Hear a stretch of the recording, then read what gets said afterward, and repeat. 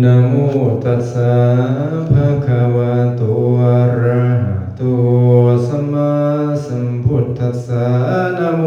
ตัสสะภะคะวะโตอะระหะโตสัมมาสัมพุทธัสสะนะโมตัสสะภะคะวะโตอะระหะโตสัมมาสัมพุทธัสสะสีสีสิทธิพระพรบวรเว้นวิเศษอดิเลกเตโชชัยตุภวังชัยมังคลังตตุโลกังสุขังพลังอาวาหาวิวาโหชัยยะมหามงคลวันนี้เม็นวันที่29เดือนธันวาคมพุทธศักราชดวงพล2568วัฏกาลนะเป็นเดือนยามวันดีวันดิถีอามุตตาโชคตกใบนี้เป็นตกไม่จันขันใบนี้เป็นขันไม่แก้วคุณนางแลพ่อแม่ปุ่นแปลงแล้วจึงได้แต่งผ้าขวัญอยู่สนลอนสายลายมีทั้งฝ่ายผูกแขนเว้นใส่ก่อยปัดหน่อยสอยสังวานมุ่งคุณกานันประเสริฐบุญแก้วเกิดนำพาวาสนามาทรงให้ลูกลาบได้สมดังปรารถนาบุพเพบุญญาตาสันนิวาสธรรมโมภาสแผ่ความดีบารมีอยู่ทรงเป็นยอดปงความเพียรใจเสถียรมาพบพ่อนางหน่อยนอกันลายานีงามโสพีสีสะซ้อนเนื้อเกียงอ่อนคงคำมวยผมดำสีสง่าได้น้ำบานางสาวสุจิตราเกตทองงามโสพีทรงอยู่ได้พบคู่สมใจงามสดใสเพิดแผ่วได้เจ้าบ่าวน้ำบาในฐานะวุฒิสิงสู่เป็นคู่แก้วผัวควรจบกระบวนทวนที่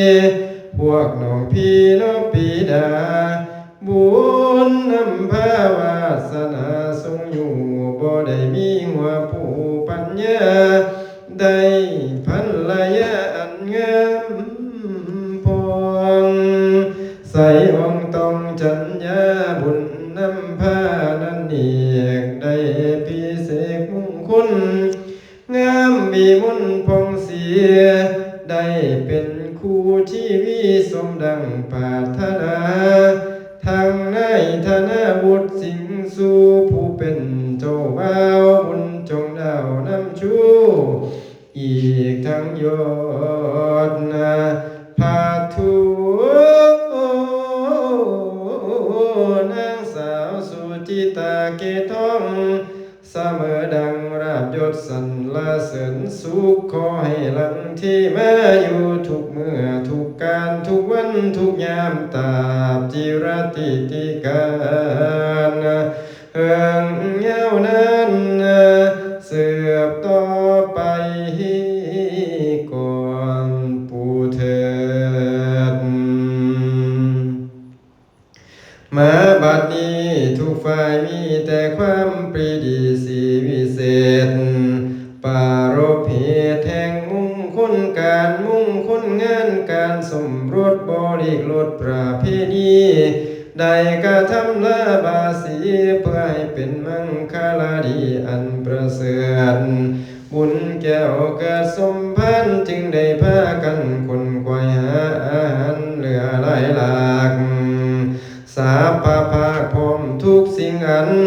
มีทั้งผู้พันและมากจีบเฝ้าวางหีบดาวดามาละหัวม่วงเอาเข้าต้มกล้วยใบสีมีทั้งไข่ด้วยดีเกียงปอด มีทั้งกากุลาไก่ตัวผูกอกแต่งใส่ตกสวยรวยงามอวยห้วยเลิศแล้วเรากองแก้วใส่ผ้าควันสับปะอาหารมีหลายหลากหาได้มากประมวลมาแต่งใส่ผ้าป่าไว้ถึงเสื้อตั้งเป็นเมื่อยามดีมีเสียสางบ่สาวแล้วก็จึงไปอาราธนา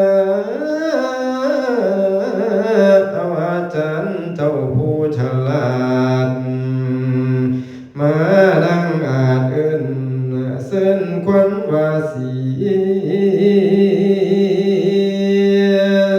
เสี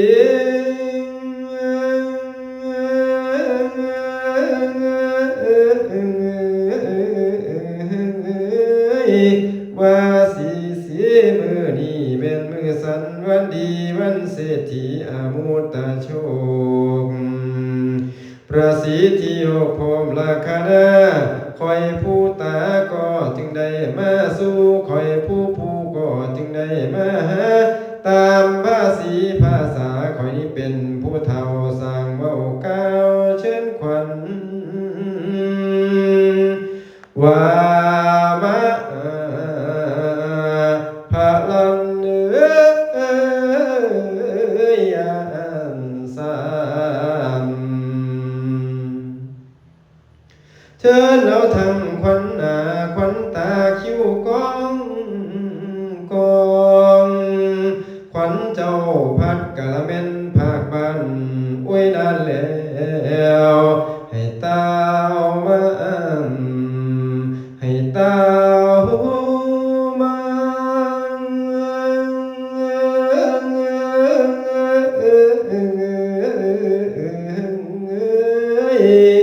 ว่ามาเยอะขวัญเอ้ย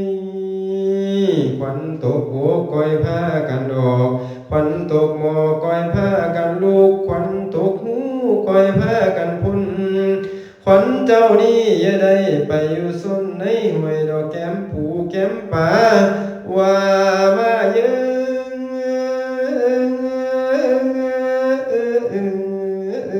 ขวัญเอ้ย32ขวัญก็ให้มานิมนต์เฮาเก้า12ขวัญก็ให้มาอยู่เหนือมาอยู่เหนือในคิงถึงขวัญแข็งก็ให้มาส้มแข่งอยู่ลีลาทั้งขวัญขาก็ให้มาส้มขาอยู่ลีลาขวัญเที่ยวทั้งใดอยู่นำเนื้อว่ามาเยอะขวัญ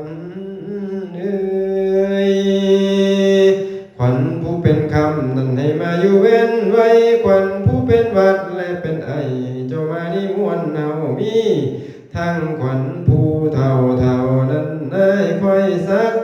ไม่คนเท่าตามหลังมาอยู่จุบว่าเด้อขวัญเอ้ยมานำทางเป็นคนทองมานำห้องเป็นคนทางมาตามทางเส้นควงไม่ควายควงน้ำหนาบาดว่าน้ำล้นห่วยขอให้ขวัญเจ้านี่คอยลอยมา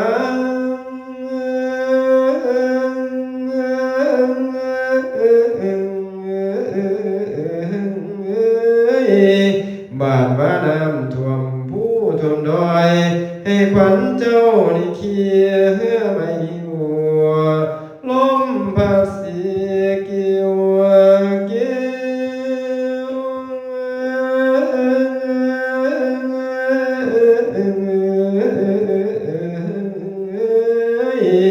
ลมพัดสีกิ้วไว้ขวัญเจ้าให้ตาว่าว่าโอ้เด้อว่า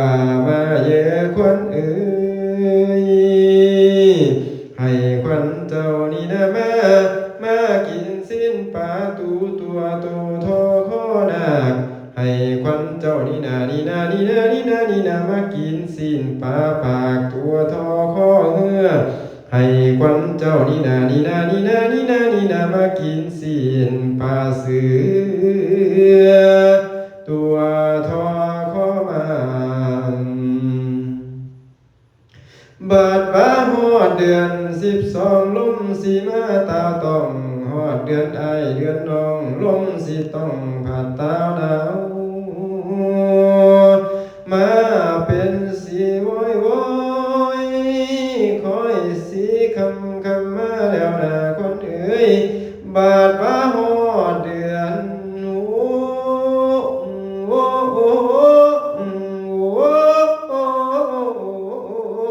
ฝนนี้ตกลงมาอยู่จีจนขวัญเจ้านี้จักสิไปอยู่สุนใส่ข้าหืนไตปองรอผู้ใดขวัญเอ้ยขวัญเจ้านี้จักไปยืดเยื้อโอ้ยเงินยาวเพิ่นผู้ใดนั้นละนาขวัญเอ้ยโอ้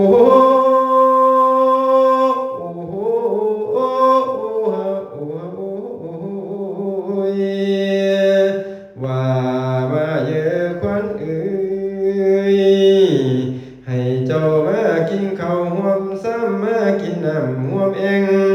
มาตกต้องเคหามาทะลุงวัดถาพื้นอาจมาห่วมนอนสาดลายเครือ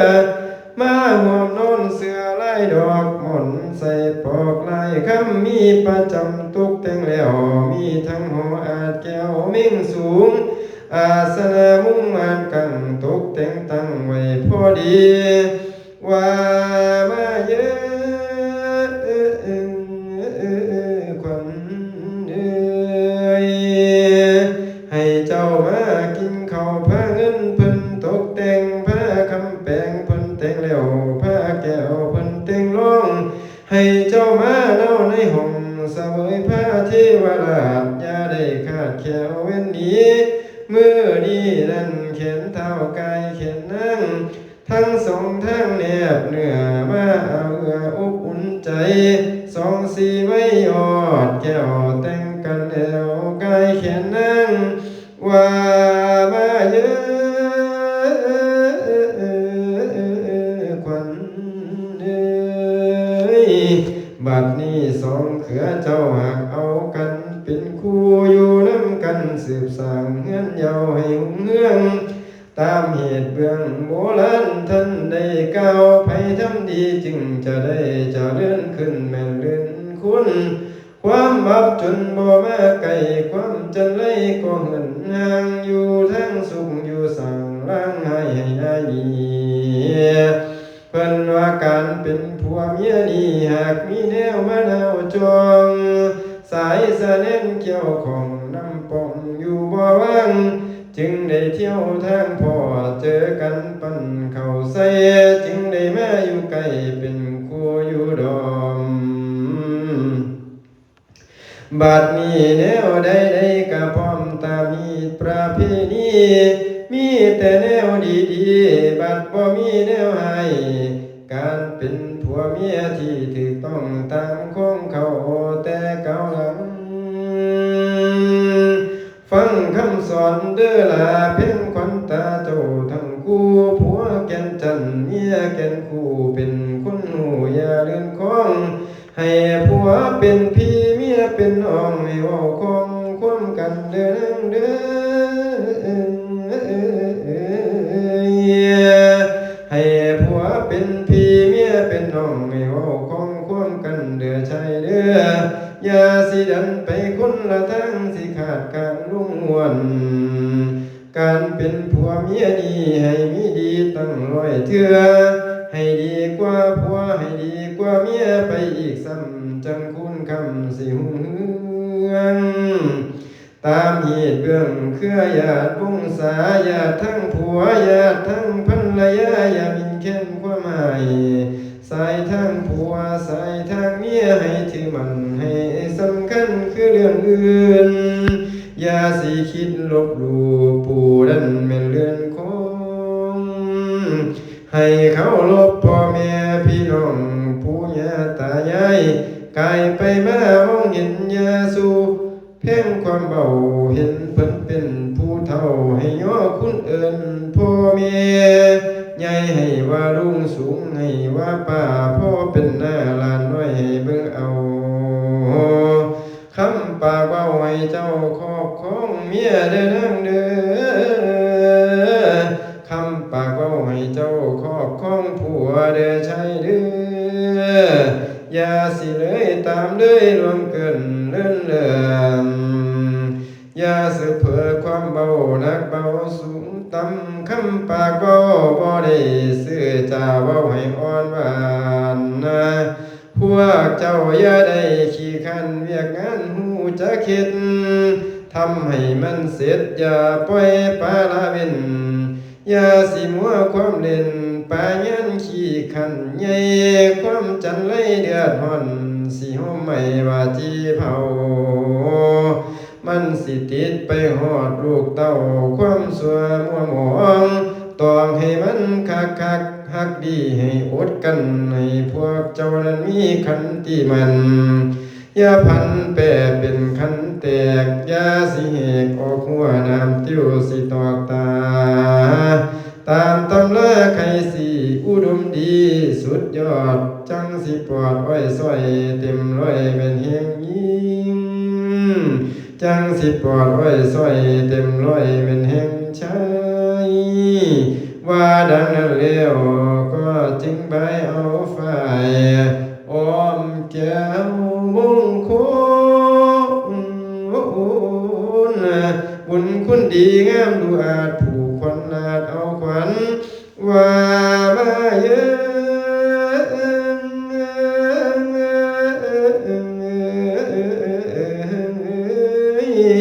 ขันแม่นผู้เบื้องใส่ขอให้ขวัญพวกเจ้านี้ก็มาเยอะขันแม่นผู้เบื้องขวาขอให้ขวัญพวกเจ้านี้อยู่ให้เป็นคู่เฮียงสองให้ปองดองฮักฮออยู่น้ำพอคุณเฮือนหลายปีเดือนให้เจ้าได้ลูกน้อยทั้งข่อยค่าและเงินคำมีผู้นำเงินล้านมีผู้ให้บ้านหลังงามมีหน้าทำพันให้มีหมูหมาเป็ดไก่สั่งมางัวควายนอนตื่นสวยให้เจ้าได้เงินล้านออกจากบ้านอย่าได้มีศัตรูให้มีผู้ซอยสู้คนหาบมีโชคลาภเนื่องน้องมีเข้าของเต็มอังให้เจ้าทั้งสองได้นั่งเป็นเศรษฐีถือลอตเตอรี่งวดต้องงวดรวยปวดบ่มีลงสมประสงค์สองสามีจึงควรคู่ให้ทั้งสองเจ้าอยู่ถาวรย่ำกินนอนอย่าอึดอยากของเรือหลากผู้ชนะอาหารมีลูกหลานเต็มเรือหลากอย่าอดอยากแนวใดให้ไปไว้ขันมาของให้ได้ท่องศีลธรรมจุมมั่มใบพระเจ้าให้ได้เป็นพ่อเฒ่าแม่เฒ่าทั้งสองได้ความคูยืนนั่นตาบจิรติติกานายาวนั้นสืบต่อไปก่อนข้าเถิดว่าแล้วตั้งเหตุตั้งแต่นี้ในกรณีนี้เมื่อนาเจ้าอย่าได้โดยค่าเสียสีให้พวกเจ้าถือไม่เท่ายอดทองกระบองยอดเพชรให้พวกเจ้ามีลูกเต็มบ้านมีหลานเต็มเมืองคำเครื่องอย่าได้ปล่อยพวกเจ้ามีอายุยืนยาวอย่าได้สั่นมันให้เจ้ามันปานงามเขาควงมันให้เจ้ามันปานข้างหมูทอกเทือนมันให้เจ้ามันปานเทือนสร้างองค์มันให้เจ้ามันปานปูงสร้างล้อมันให้เจ้ามันปานก้อนหินแดงแข็งให้เจ้าแข็งปานแผ่นหินลาดสูงเทียมอาจเขาสะเม็นใหญ่เพียงต่อควันเจ้าอย่าได้ฮักใหญ่เพียงรักควันเจ้าอย่าได้กุลอย่าได้มนเหมือนต้องอย่าได้มองเหมือนเก่าอย่าได้เข้าเสียสี